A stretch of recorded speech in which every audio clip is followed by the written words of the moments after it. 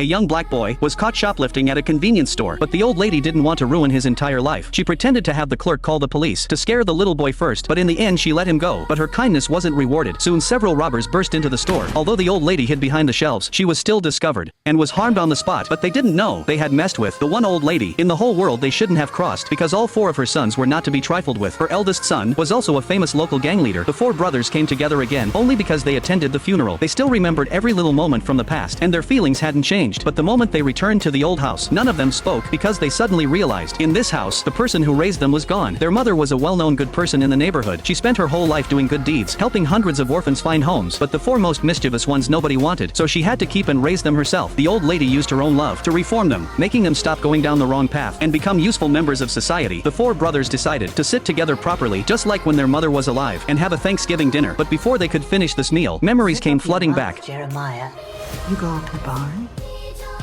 More tattoos, Angel?